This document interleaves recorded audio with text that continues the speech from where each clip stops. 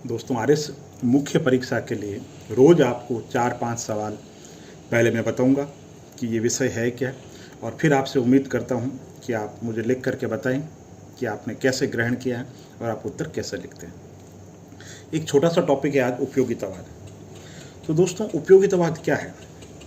पहले तो आप ये कहो, बेंथम और मिल दो विचारक हुए थे, दर्शन शास्त्री थे, मूलतः राजनीति विज्ञान थे। तो उन्होंने कहा कि अधिकतम व्यक्तियों की अधिकतम कल्याण, शब्द रट लो आप, बिल्कुल यूँ फिट बैठता है। अधिकतम लोगों की अधिकतम कल्याण, अधिकतम लोगों की अधिकतम सुख, या किसी चीज़ का क्या मायने है, उसकी उपयोगिता अगर अधिकतम लोगों के लिए है तो उसकी उपयोगिता है, नहीं तो वो उपयोगी नहीं है। तो कहने का मतलब है कोई भी जो चीज़ है उसका आधार क्या माना? उपयोगिता माना। अब परीक्षा की दृष्टि से क्या है उपयोगितावाद? बेंथम और मिल द्वारा प्रतिपादित वह अवधारणा जिसमें अधिकतम लोगों के अधिकतम कल्याण की बात कही गई है। कैसे? बेंथम और मिल ने कहा कि भाई एक चीज है, उससे 100 लोगों में से 51 लोगों को अगर सुख पहुंच रहा है, 49 लोगों को दुख पहुंच रहा है, तो पहुंचने दो। अधिकतम लोगों का कल्याण होना चाहिए।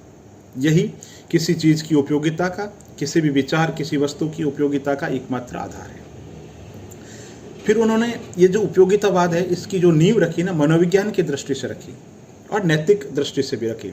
मनोविज्ञान ये कहता है कि प्रत्येक व्यक्ति स्वभाव से सुख चाहता है, दुखों को घटाना चाहता है और सुख ज़्यादा से ज़्यादा प्राप्त करना चाहता है। इसके साथ ही बेंथम और मिल कहते हैं कि जो सुख है ना, वो उनमें कुछ अच्छा ही है ना, अच्छा ही है, तो प्रत्येक व्यक्ति को उसकी उम्मीद करनी चाहिए।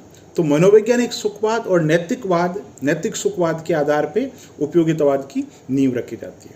ठीक है ना? अब आगे बढ़ते हैं। पहला क्या? उपयोगितावाद की परिभाषा।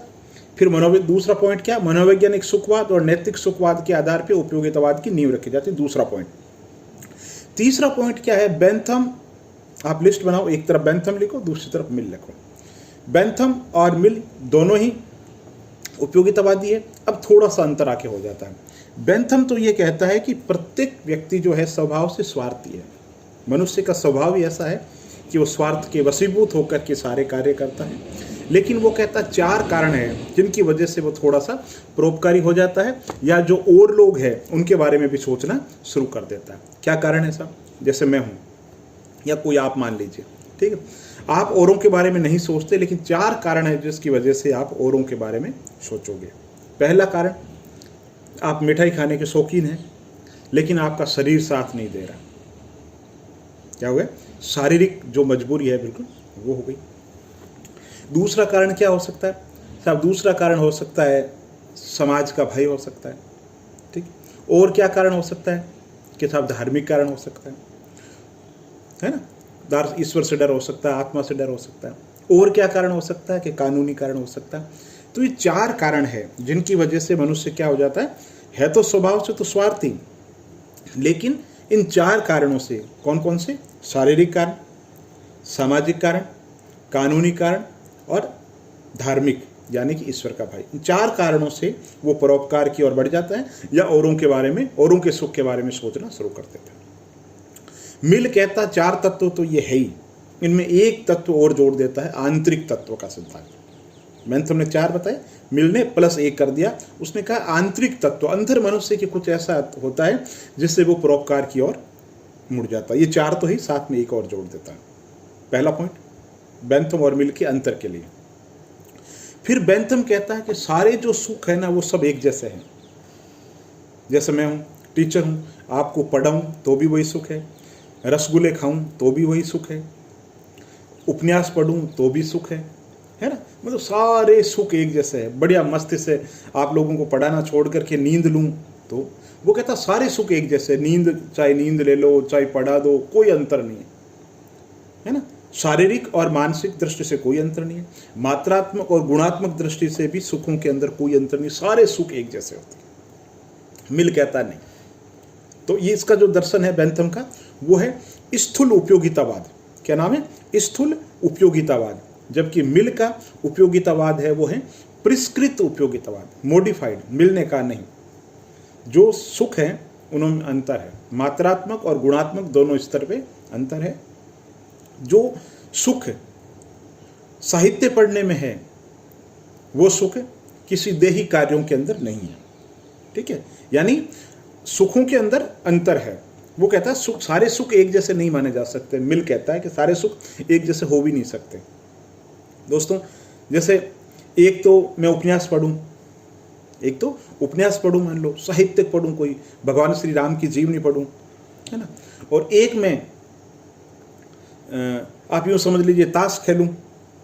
ताश खेलना मनोरंजन है, लेकिन मिल कहते हैं कि वो जो ताश खेलने का जो सुख है, ताश खेलने में आनंद आ सकता है मुझे, लेकिन वो जो प्रभु श्री राम की जीवनी पढ़ने के अंदर है, आप समझ गए, साहित्यिक जो सुख है उनके सामने ये सुख फीके हैं। यानी मात्रात्मक दृष्टि से और गुणात्मक दृष्टि से सुखों के अंदर कोई न कोई अंतर होता है। अब कोई कहेगा कि साहब पता कैसे चलेगा इस चीज़ का?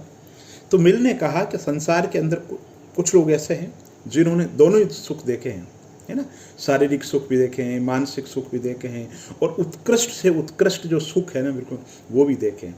तो वो व्यक्ति जज हो सकता है कि भाई उसने ये भी देखे और वो भी देखें, सारे सुख देखें, तो वो बता सकता है, और वही बताता है कि भाई ये जो सुख है ना औरों से बेहतर है। दोस्तों, मिल और बेंथम दोनों खत्म। उससे पहले 50 शब्दों में एक सवाल और पूछा जाता है कि बेंथम का जो सुख कलन का सिद्धांत क्या है। 50 शब्दों में याद करना आपको कि बेंथम का सुख कलन, कलन आकलन, एस्टिमेटेड, पता लगाना, मेजरमेंट।